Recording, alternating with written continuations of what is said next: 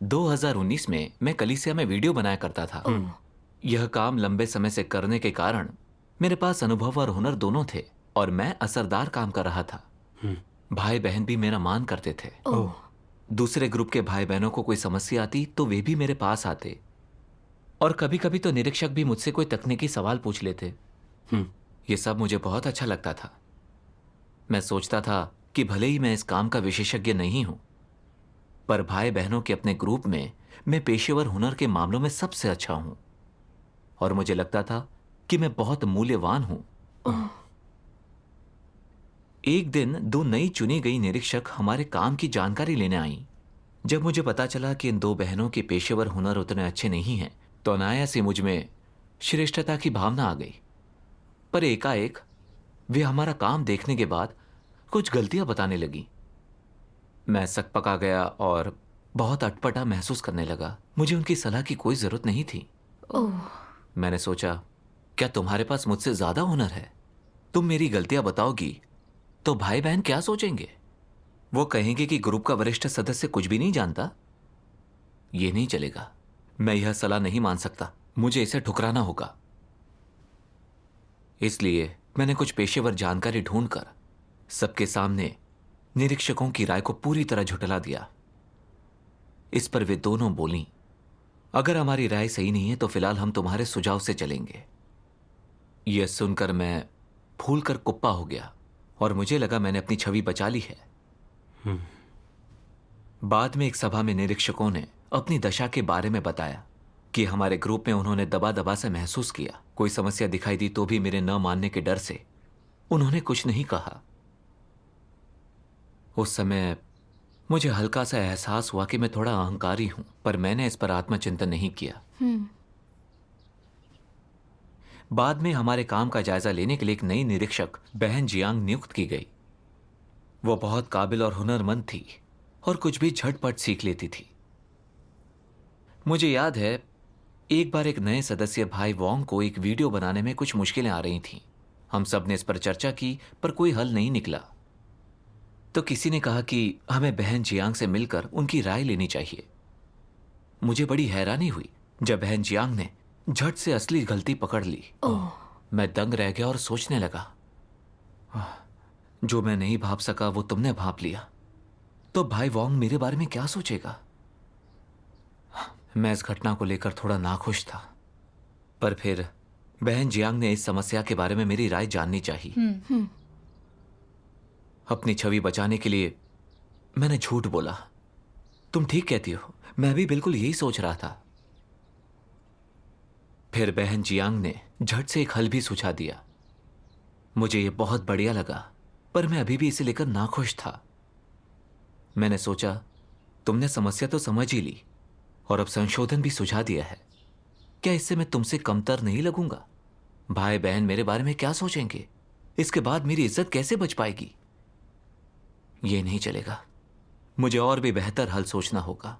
मैं भाई बहनों की नजरों में नहीं गिर सकता। इसलिए मैंने बहन जियांग की योजना की ध्यान से जांच की और पाया कि अच्छी होने के बावजूद इसमें कुछ कमियां थीं। इसलिए मैंने कहा, बहन, मैंने तुम्हारे सुझाव के बारे में सोचा। इसमें नया कुछ भी नहीं है और इसमें बहुत से बदलाव करने पड़ेंगे। जल्दी ही मैंने बहन जियांग के सुझाव को पूरी तरह खारिज कर दिया। ओह, सभी के साथ सहयोग करना मुश्किल होता है। ठीक बात है। उस वक्त बहन जियांग को लगा कि कहीं कुछ गड़बड़ है, इसलिए उसने उलझन भरे लहजे में पूछा, मुझे क्यों लगता है कि तुम मेरे सुझाव हमेशा ठुकरा देते हो बजाय समस्या को हल करने के?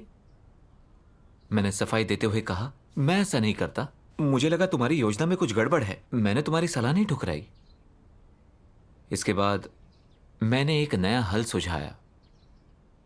भाई वांग को लगा मेरी योजना अच्छी है और उसने आखिर उसी पर अमल किया। यह देखकर मैं इतना खुश हुआ जैसे मैंने युद्ध में कोई मोर्चा जीत लिया हो। मुझे लगा कि अब भाई बहनों को पता चल गया होगा कि मैं निरीक्षक से बेहतर हूं। अगले दिन बहन जियांग ने अपनी दशा के बारे में खुलकर बात की। उसने कहा, काम मुश्किल था, समझ नहीं आया क्या करना चाहिए। उसने मुझसे भी कहा, मैं जब से तुम्हारे साथ काम कर रही हूं मुझे लगता है मुझे कोई काम आता ही नहीं है और तुम्हारे ग्रुप की कोई पेशेवर मदद नहीं कर पा रही। जब तुम्हारे साथ होती हूँ तो मुझे लगता है मैं किसी काम की नहीं हूँ। दूसरे भाई बहनों के साथ मुझे ऐसा नहीं लगता। उसने मेरी समस्या पर भी उंगली उठाते हुए कहा, तुम्हारे संपर्क में आने के बाद मैंने पाया है कि तुम हर काम में दिखावा करते हो, दूसरों के विचारों को निखारने या कुछ जोड़ने की कोशिश नहीं करते, सिद्धांतों में प्रवेश करने के लिए लोगों की ईमानदारी से मदद नहीं करते। इसके बजाय तुम दूसरों को नकार कर दिखावा करते हो, मानो दूसरे बेकार हों और तुमसे कमतर हों। इससे दूसरे महसूस करते हैं कि वे हमेशा गलत होते हैं। यदि यही चलता रहा तो ग्रुप की सारी सत्ता तुम अपने हाथ में ले लोगे। तुम मसीह विरोधी के रास्ते पर चल रहे हो। सही बात है। उस समय एक दूसरी बहन ने भी कहा कि मुझ में ऐसे लक्षण दिखाई देते हैं। ओह, पर उस समय कोई भी बात मेरे गले नहीं उतरी। मैंने अपना बचाव तो नहीं किया, पर अंदर ही अंदर मुझे गहरा झटका लगा। मैंने सोचा, मैं मसीह विरोधी के रास्ते पर चल रहा हूं, भाई बहनों पर दबदबा बना रहा हूं। क्या तुम मुझे निशाना नहीं बना रही हो? भाई बहन मेरे बारे में क्या सोचेंगे? इसके बाद मेरी योजना के अनुसार पूरा किया भाई वांग का वीडियो उपयोग के लिए चुन लिया गया। तो मैंने उपेक्षापूर्ण तेवर अपनाते हुए सोचा, क्या तुम्हें अब भी लगता है कि मैं लोगों पर अंकुश लगाता हूं? अगर यह सच होता तो क्या मैं इतने वीडियो बना पाता? क्योंकि मैं हमेशा उसकी सलाह ठुकरा देता था, तो बहन जियांग ने इसके बाद शायद ही कभी सलाह दी। ओह,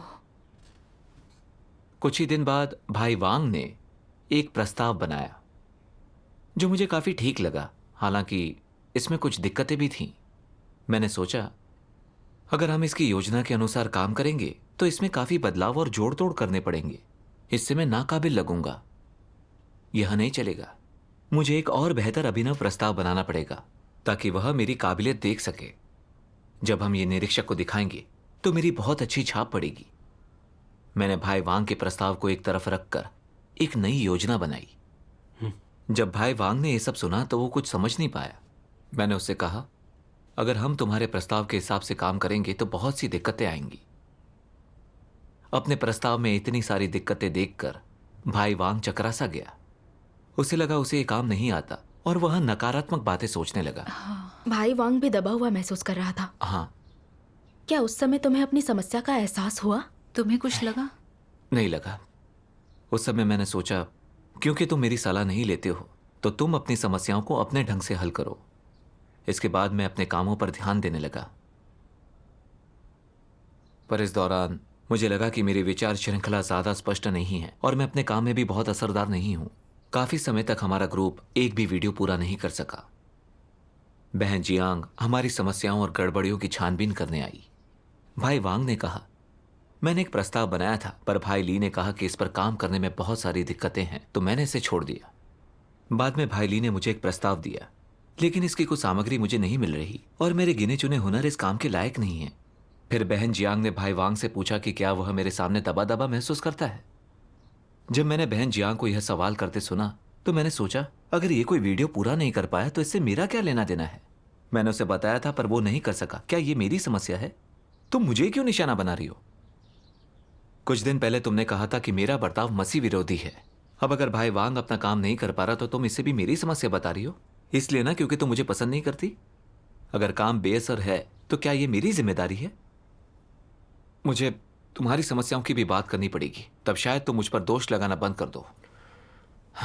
फिर बहन जियांग के जाने के बाद मैंने भाई वांग से कहा, मैंने हाल ही में देखा है कि बहन जियांग व्यवहारिक काम नहीं करती।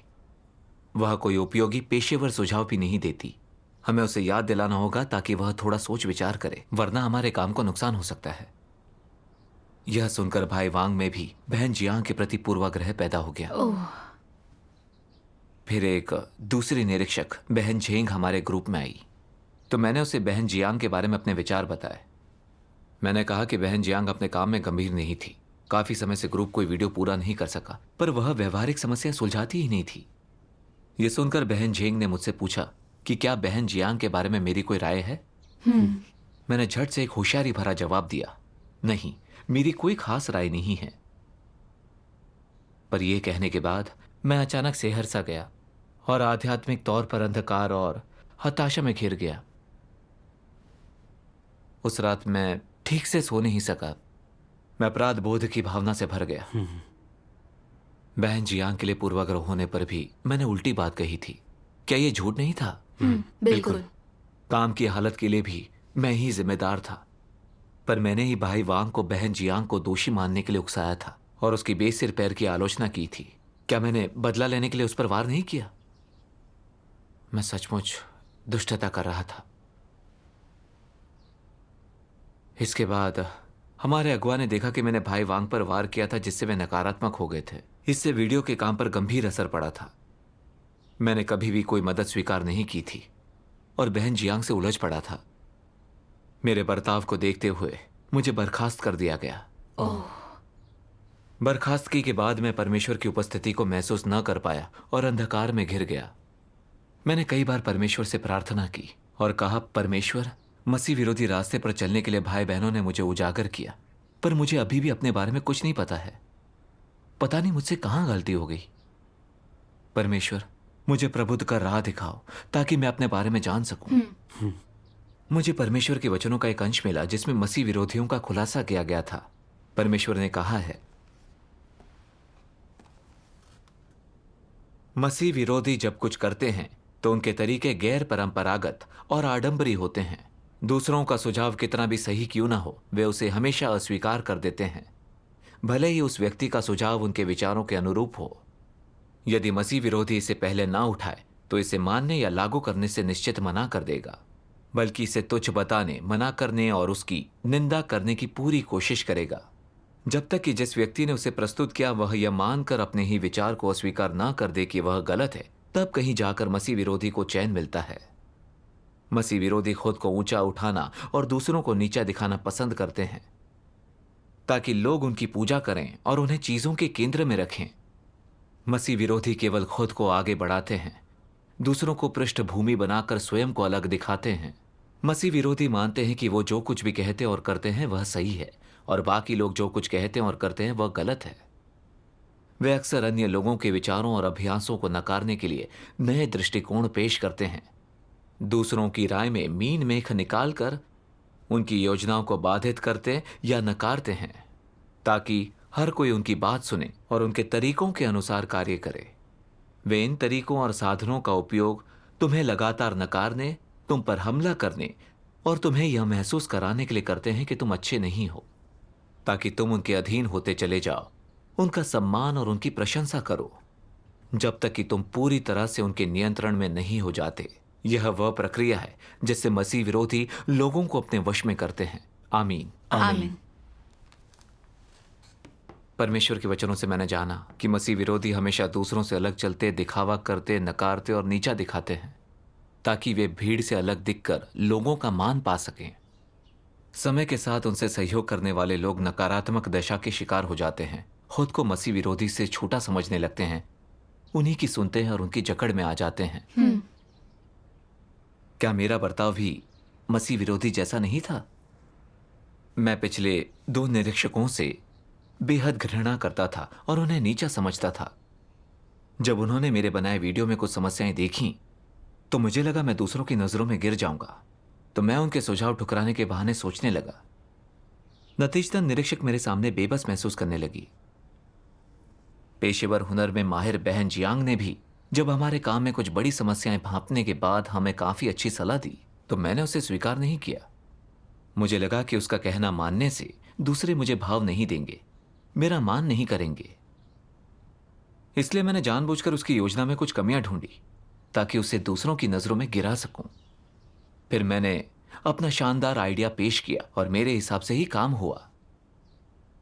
ऊपर ऊपर से मैं यह दिखाता था कि काम में सुधार किया जा रहा है, पर मेरा असली मकसद खुद को निरीक्षक से बेहतर दिखाना था ताकि दूसरे मेरा मान करें।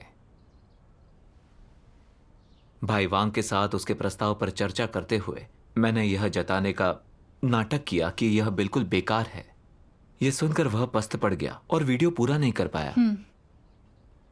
कलीसिया ने व्यवस्था यह की थी कि मैं अपने काम में भाई बहनों से सहयोग करूं ताकि हम एक दूसरे की खूबियों से सीख सकें। अगर किसी का प्रस्ताव अच्छा और तर्कसंगत था तो हमें इसमें और सुधार करने के सुझाव देने चाहिए थे ताकि हर कोई अपना पूरा हुनर दिखा सके और अपने तरीके से सफल हो सके। ये वीडियो के काम के लिए लाभदायक होता। हाँ।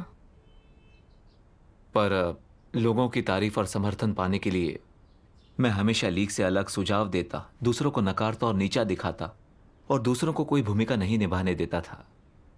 जिससे मेरा साथी और निरीक्षक यह महसूस करने लगे कि वे किसी काम के नहीं हैं और नकारात्मकता के शिकार होकर अपना काम पूरा नहीं कर पाए। मैं जो कुछ कर रहा था, क्या उसका सार जानबूझकर लोगों को दबाना नहीं था? मैं हमेशा दिखावा करके दूसरों को दबाता था, उन्हें यह महसूस करवाता था कि मेरे बिना उनका काम नहीं चल सकता, इसलिए मेरी बात सुननी पड़ेगी ताकि मेरा साथी और निरीक्षक ग्रुप के काम में दखल ना दे। क्या यह खुद का राज कायम करने वाली बात नहीं थी?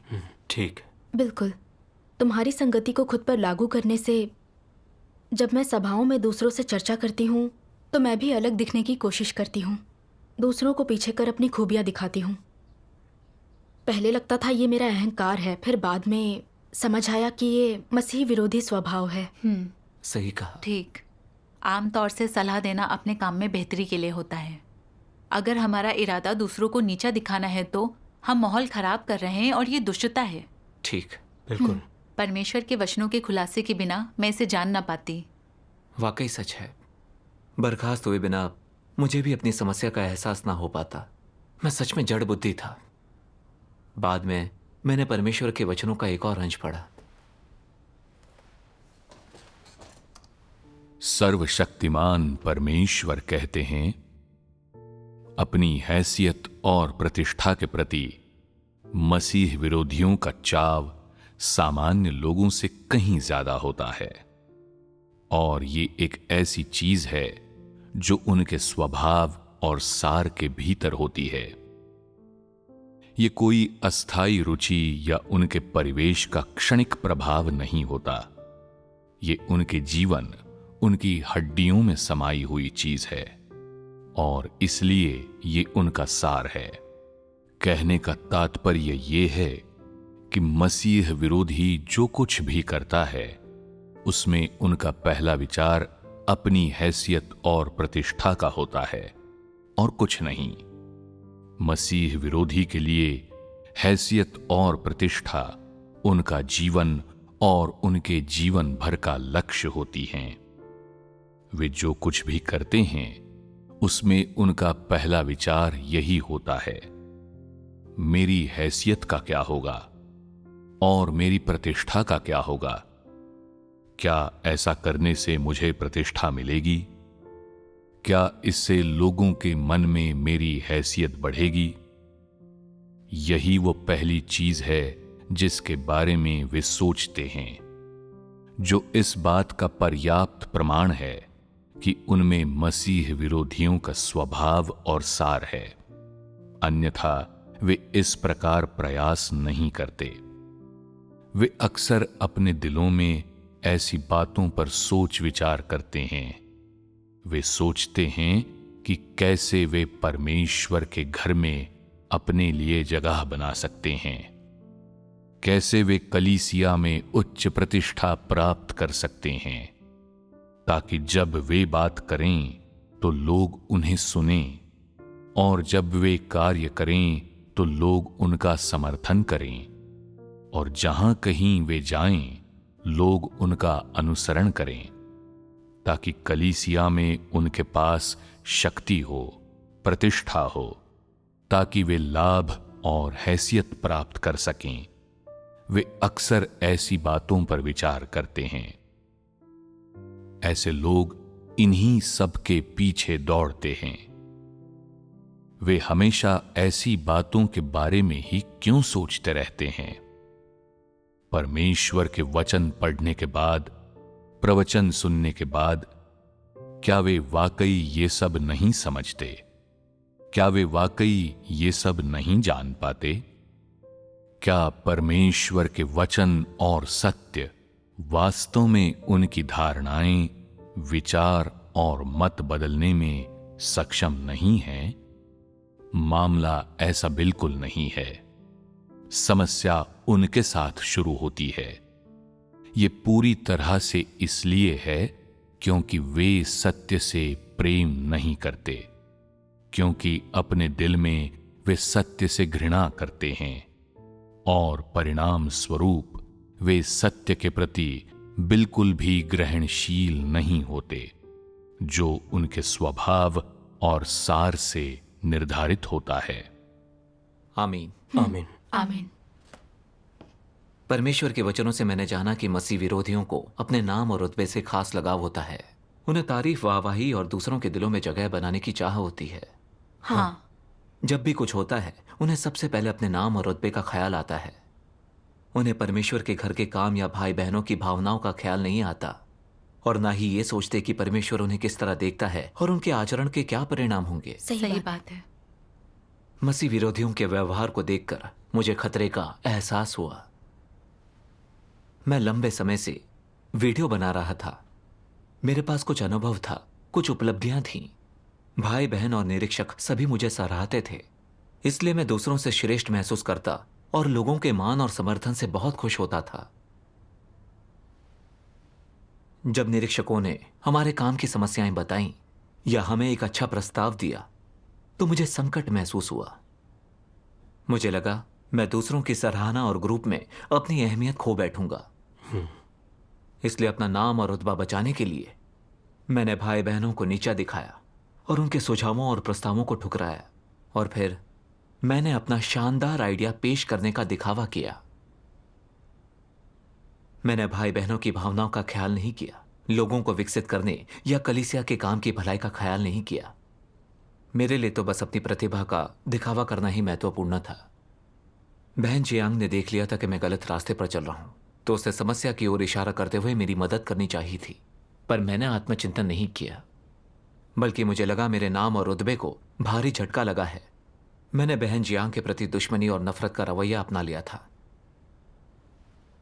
अपने नाम और रुतबे को बचाने के लिए मैंने बहन जियांग की खामियां ढूंढकर पीठ पीछे उसकी बुराई की। मैंने भाई वांग को भी धोखा दिया था ताकि वह भी बहन जियांग के बारे में गलत सोचे। बहन जियांग की मदद के नाम पर भी मैं उसकी आलोचना करता रहा। मैंने देखा कि अपना नाम और रुतबा बचाने के लिए मैं कुछ भी कर सकता था। मैं कितना घिनौना और कुटिल था। यह पूरी तरह मसीह विरोधी रास्ता था। सही कहा। अगर ये जारी रहा और कुछ समय के लिए मैंने भाई बहनों की तारीफ हासिल कर भी ली तो इससे मेरा क्या भला होगा? मैं परमेश्वर के सामने बुराई पे बुराई करता रहूं और सत्य पाने और बचाए जाने का अवसर गवा दूं, तो आखिर में परमेश्वर मेरी निंदा और मुझे दंडित ही करेगा। ठीक। मैं बिल्कुल पौलुस की तरह था। वह हमेशा मान और प्रशंसा की ताक में रहता था, ऊंची ऊंची और खोखली बातें करता था और सिद्धांत बघारता था। अपने पत्रों में उसने पतरस को नीचे गिराया और खुद को ऊंचा उठाया, हर किसी को अपने सामने ले आया और बेशर्मी से यह कहता रहा कि वह यीशु की तरह जिया है, जिससे लोग उसे परमेश्वर समझने लगे। आखिर में वह परमेश्वर द्वारा शापित और दंडित किया गया। तो क्या मैं पौलुस के गलत रास्ते पर नहीं चल रहा था? बिल्कुल। दरअसल हमारा रुतबा पौलुस जितना ऊंचा नहीं है और हमारा काम भी उतना बड़ा नहीं है। हम अपने कर्तव्यों में असरदार होते हुए औरों से ज्यादा प्रतिभा रखते हैं, पर खुद को भूल जाते हैं। ठीक। अपना नाम और रुतबा बचाने के लिए हम दूसरों पर वार करके उन्हें नीचा दिखा सकते हैं। रुतबा हो तो किसी भी हद तक जाकर हम दुष्टता कर सकते हैं। बिल्कुल। जब परमेश्वर के विश्वासी सत्य की बजाय रुतबे के पीछे भागते हैं तो वे कभी भी दुष्टता और परमेश्वर का प्रतिरोध कर सकते हैं। सचमुच। सही कहा। जब मुझे इसका एहसास हुआ तो मैं बहुत डर गया और याद आया मैंने अपना नाम और रुतबा बचाने के लिए कितनी दुष्टता की थी। बहन जियांग की आलोचना और बुराई के लिए एक गुट बनाने के बाद मैं अंधकार और बेचैनी में घिर गया और हमेशा किसी अनहोनी को लेकर डरता रहता। यदि मैंने अभी भी प्रायश्चित न किया तो परमेश्वर मुझे ठुकराकर बाहर कर देगा। उस घड़ी मुझे यह एहसास हुआ कि नाम और रुतबे के पीछे जाना कितना हानिकारक है। सही है। इसके बाद मैंने परमेश्वर के वचनों में पढ़ा, सर्वशक्तिमान परमेश्वर कहते हैं, यदि कोई कहता है कि उसे सत्य से प्रेम है और वो सत्य का अनुसरण करता है, लेकिन सार में जो लक्ष्य वो हासिल करना चाहता है वो है अपनी अलग पहचान बनाना, दिखावा करना, लोगों का सम्मान प्राप्त करना और अपने हित साधना, और उसके लिए अपने कर्तव्य का पालन करने का अर्थ परमेश्वर की आज्ञा का पालन करना या उसे संतुष्ट करना नहीं है, बल्कि प्रतिष्ठा और हैसियत प्राप्त करना है, तो फिर उसका अनुसरण अवैध है। ऐसा होने पर जब कलीसिया के कार्य की बात आती है तो उनके कार्य एक बाधा होते हैं या आगे बढ़ने में मददगार होते हैं। वे स्पष्ट रूप से बाधा होते हैं, वे आगे नहीं बढ़ाते। कुछ लोग कलीसिया का कार्य करने का झंडा लहराते फिरते हैं, लेकिन अपनी व्यक्तिगत प्रतिष्ठा और हैसियत के पीछे भागते हैं, अपनी दुकान चलाते हैं, अपना एक छोटा सा समूह, अपना एक छोटा सा साम्राज्य बना लेते हैं। क्या इस प्रकार का व्यक्ति अपना कर्तव्य निभा रहा है? वे जो भी कार्य करते हैं वो अनिवार्य रूप से कलीसिया के कार्य को बाधित करता है, अस्त व्यस्त करता है और बिगाड़ता है।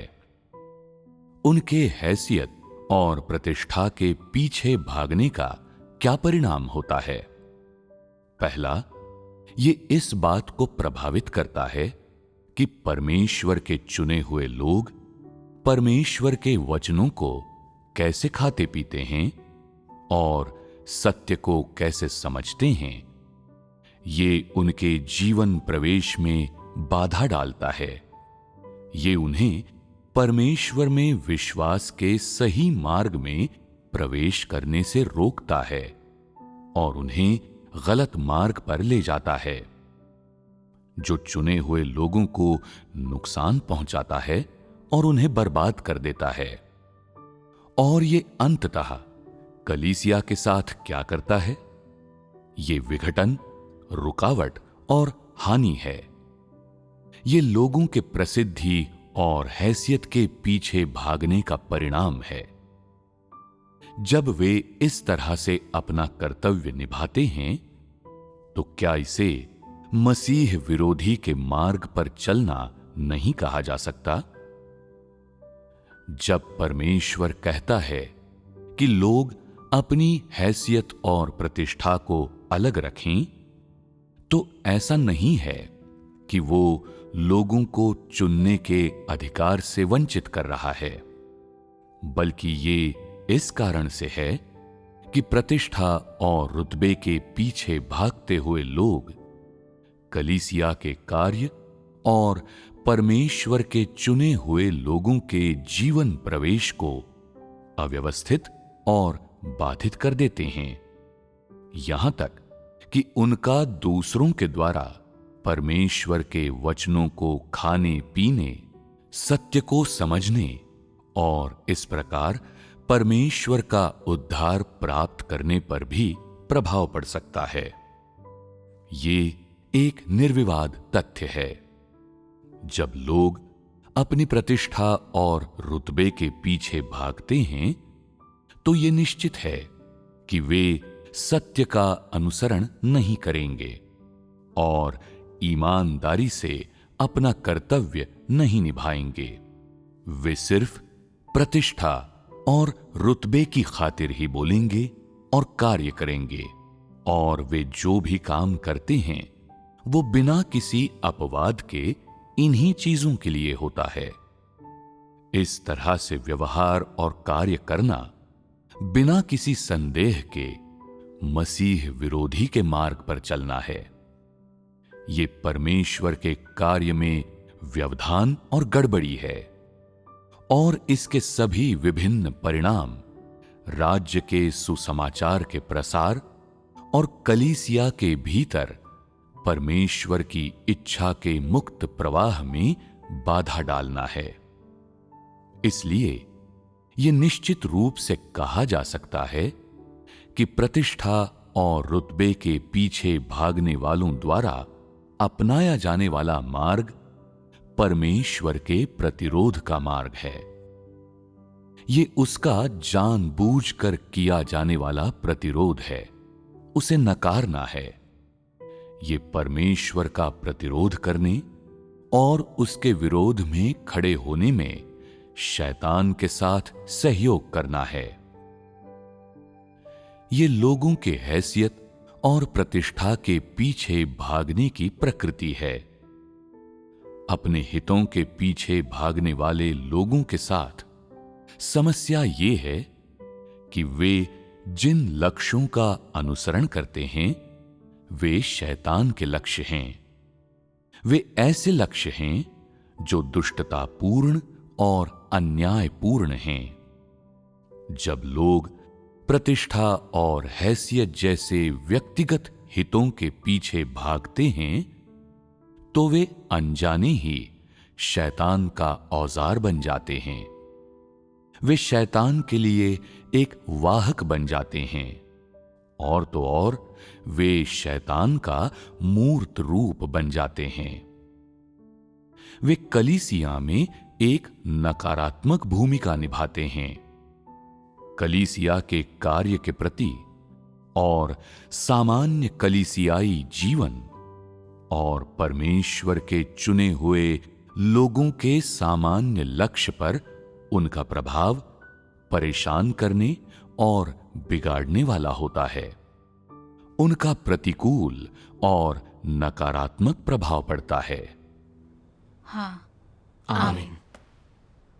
परमेश्वर के वचनों से मैंने साफ देखा कि नाम, रुतबे और प्रशंसा के पीछे जाना दुष्टता के रास्ते पर चलने जैसा है। ठीक। शुरू में निरीक्षकों को बहुत से ग्रुपों के काम का जायजा लेना होता है और बहुत से कार्यों के सिद्धांत और कौशल सीखने साधने पड़ते हैं।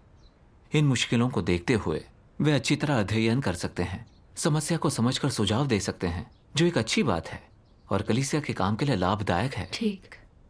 पर मैंने अपना नाम और रुतबा बचाने के लिए मैंने ना सिर्फ उनके साथ सहयोग नहीं किया ताकि हम साथ मिलकर सत्य को खोज सकें, बल्कि मैंने जानबूझकर उनके सुझावों को नकारा, उन पर हमला किया जिससे वे पीछे हट गईं और सुझाव देने से कतराने लगीं।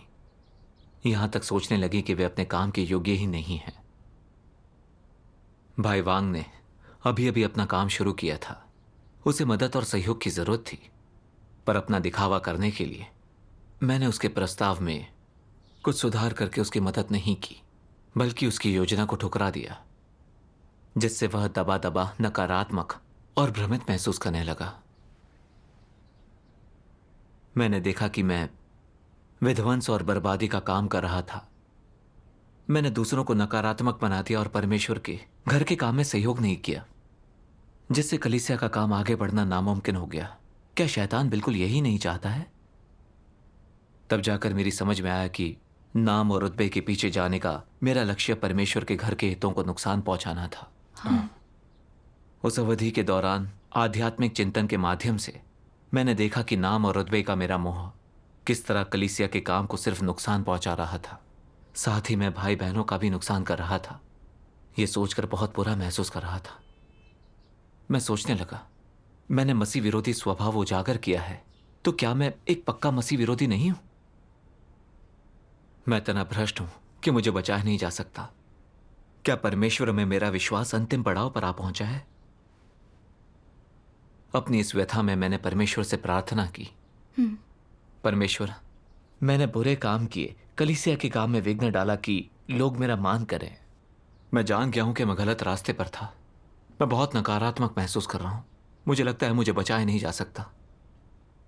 परमेश्वर, मुझे राह दिखाने की कृपा करो ताकि मैं नकारात्मक दशा से उबर सकूं। प्रार्थना के बाद मैंने परमेश्वर के वचनों का एक अंश पढ़ा। परमेश्वर कहते हैं, तुम्हें मसीह विरोधियों को साफ समझना और पहचान पाना चाहिए। उनकी विभिन्न अभिव्यक्तियां पहचाननी चाहिए, और इन चीजों को पहचानने के साथ ही तुम्हें यह भी स्पष्ट होना चाहिए कि तुम्हारी प्रकृति और सार में क्या क्या मसीह विरोधियों के समान है, क्योंकि तुम दोनों ही प्रकार के लोग शैतान द्वारा भ्रष्ट किए गए हो। लेकिन जहां मसीह विरोधियों को शैतान पोशाक की तरह पहनता है, वे उसके निर्गम द्वार बनते हैं। तुम वैसे व्यक्ति हो जैसे शैतान ने भ्रष्ट तो किया है, पर उद्धार की आशा बाकी है। तो तुम्हें किस मानसिकता से ये तथ्य और अभिव्यक्तियां स्वीकार करनी चाहिए? तुम्हें इन्हें खुद पर लागू करना चाहिए, मानना चाहिए कि तुम्हारी प्रकृति और सार मसीह विरोधी का है, और जो तुम्हें अभिव्यक्त होता है उस पर सोचना चाहिए। वह उससे अलग नहीं है जो मसीह विरोधियों में अभिव्यक्त और प्रकट होता है। पहले यह तथ्य स्वीकारो, कोई दिखावा या दुराव छिपाव करने की कोशिश ना करो। जिस मार्ग पर तुम चलते हो वह मसीह विरोधियों का मार्ग है। ये कहना तथ्यों के विपरीत नहीं होगा कि तुम एक मसीह विरोधी हो। बात बस इतनी है कि परमेश्वर के घर ने ये नहीं कहा है और तुम्हें पश्चाताप का मौका देता है। क्या तुम समझ रहे हो? पहले स्वीकार करो और मानो, और फिर परमेश्वर के सामने आओ और अनुशासित और बाध्य रहो। परमेश्वर की उपस्थिति की रोशनी और उसकी सुरक्षा मत छोड़ो। इस तरह जब तुम कार्य करते हो तो एक ओर तो तुम अंतःकरण और समझ से बंधे होंगे, पर परमेश्वर के वचनों से रोशन और उसकी अगुवाई में होंगे, और वह भी तुम्हें बांधेगी। दूसरी ओर पवित्र आत्मा भी तुम्हारा मार्गदर्शन करेगा और आसपास के लोगों, मामलों और वस्तुओं से तुम्हें प्रेरित और अनुशासित करेगा। परमेश्वर तुम्हें प्रेरित कैसे करेगा? परमेश्वर अनेक प्रकार से कार्य करता है। कभी कभी परमेश्वर तुम्हारे दिल में एक स्पष्ट भावना जगाता है और तुम साफ समझते हो कि तुम्हें सीमा माननी चाहिए, स्वच्छंद नहीं होना चाहिए। गलतियां करने पर तुम परमेश्वर को शर्मसार और खुद को शर्मिंदा करते हो और इसलिए तुम खुद पर लगाम लगाते हो। और क्या यह तुम्हारी रक्षा नहीं करता? यह परमेश्वर के तरीकों में से एक है। कभी कभी परमेश्वर तुम्हें भीतर से फटकारेगा। वह तुमसे स्पष्ट वचन कहेगा। तुम्हें बताया जाता है कि ऐसे कार्य करना परमेश्वर के लिए शर्मनाक और घृणित है। यह शाप और नरकवास लाएगा। तुम्हें स्पष्ट वचनों से फटकारा जाएगा। तुम जान जाओगे कि वे तुम पर लागू होते हैं। और तुम्हें इस तरह से फटकारने का क्या उद्देश्य है? तुम्हारे अंतःकरण में एक भावना जगाना। इस भावना के साथ तुम प्रभाव, परिणामों और अपनी शर्मिंदगी के प्रति सचेत हो जाओगे और अपने क्रियाकलापों और बर्ताव पर लगाम लगाओगे। इस तरह से बहुत अनुभव करने के बाद तुम पाओगे कि हालांकि ये भ्रष्ट स्वभाव लोगों के भीतर निहित हो सकते हैं, लेकिन जब लोग सत्य को स्वीकार कर पाते हैं और भ्रष्ट स्वभाव जस का तस देख पाते हैं, तब वे सचेत रूप से देह सुख त्याग सकते हैं। जब लोग सत्य को अमल में ला सकते हैं तो उनके शैतानी स्वभाव शुद्ध और परिवर्तित किए जा सकते हैं।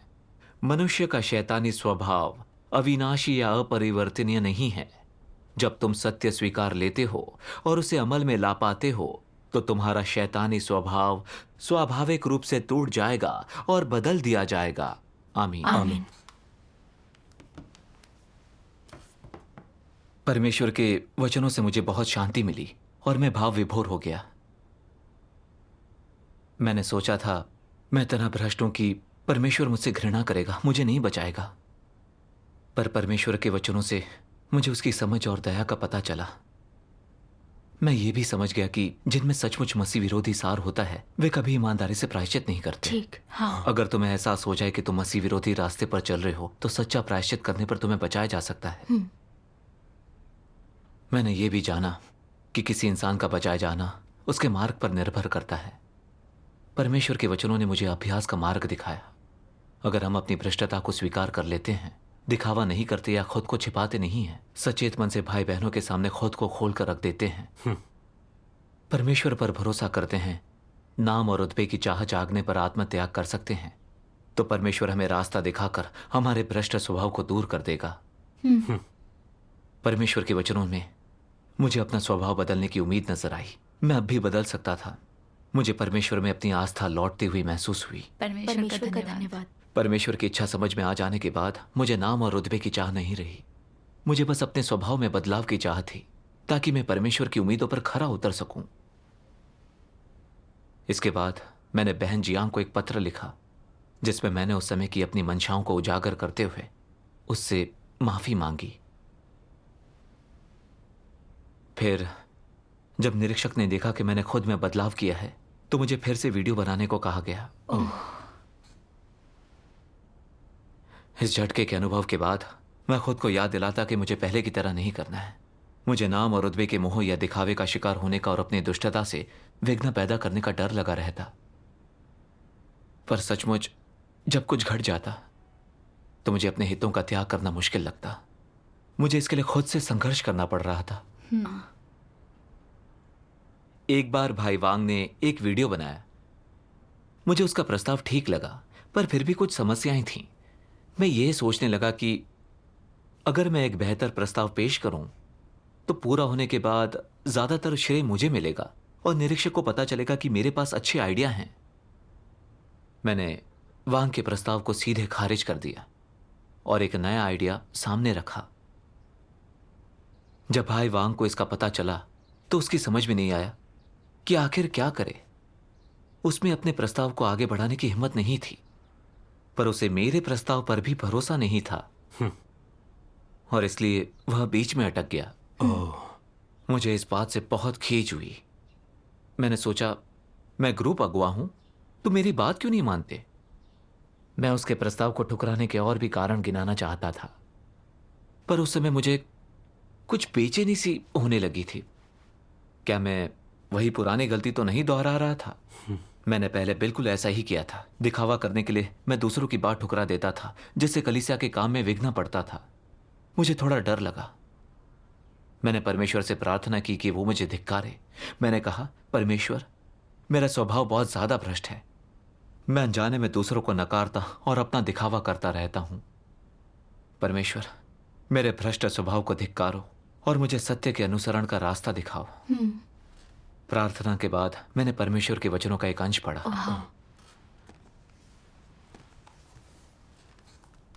परमेश्वर कहते हैं, अगर तुम मसीह विरोधियों के मार्ग पर चिपके हुए अंत तक चलते रहते हो, फिर भी इससे समस्या नहीं मानते, पश्चाताप करने को तैयार नहीं होते, वैसे ही काम करते रहते हो, नाम और लाभ के लिए अगुवाओं व कार्यकर्ताओं से होड़ करते हो, सभी से आगे निकलना, उनसे अलग बनना चाहते हो, बाकी सबसे बेहतर होने की कोशिश करते हो, तो यह परेशानी है। अगर तुम दृढ़ता से प्रतिष्ठा और हैसियत खोजते हो, पश्चाताप करने से मना करते हो, तुम एक मसीह विरोधी हो और तुम्हें दंडित किया जाना चाहिए। परमेश्वर के वचन, सत्य, अंतःकरण और समझ, अगर इनमें से कोई भी चीज तुम में कुछ नहीं करती, तो तुम्हारा भी मसीह विरोधी जैसा ही हश्र होगा। तुम उद्धार से परे हो, छुटकारे से परे हो। क्या लोगों को बचाया जा सकता है? क्या वे परमेश्वर का भय मानने और बुराई से दूर रहने के मार्ग पर चल सकते हैं? ये इस पर निर्भर करता है कि स्वयं को जानने के बाद वे सच्चा पश्चाताप दिखाते हैं या नहीं। सत्य के प्रति उनका दृष्टिकोण क्या है और आखिर वे कौन सा रास्ता चुनते हैं। अगर तुम मसीह विरोधियों का मार्ग नहीं छोड़ते, बल्कि अपनी महत्वाकांक्षाएं और इच्छाएं पूरी करना चुनते हो और खुले तौर पर सत्य की अवहेलना और परमेश्वर का विरोध करते हो, तो तुम्हारा कुछ नहीं हो सकता। आमीन। आमीन। परमेश्वर के वचन बिल्कुल साफ हैं। परमेश्वर तुम्हें बचाएगा या नहीं, इस बात पर निर्भर है कि तुम खुद को जानकर सच्चा प्रायश्चित करते हो या नहीं। मैं हर समय अपना शैतानी स्वभाव उजागर करता रहता था, तो यह इस पर निर्भर था कि मैं गलत इरादे त्याग कर सत्य का अनुसरण करता हूं या नहीं। ठीक। मुझे लगा अब मेरी कथनी करनी में मेरा भ्रष्ट स्वभाव आड़े नहीं आएगा। इससे उलट अब मुझे अपनी छवि और रुतबे का मोह छोड़कर विनम्रता से अपना कर्तव्य निभाना है। चूंकि भाई वांग का प्रस्ताव ठीक था, मुझे उसमें सुधार और संशोधन का सुझाव देकर उस वीडियो को पूरे मन से अंतिम रूप देना चाहिए था। मुझे इस समझदारी से अपना कर्तव्य निभाना चाहिए था। इस एहसास के बाद मैंने भाई वांग के प्रस्ताव को नामंजूर नहीं किया।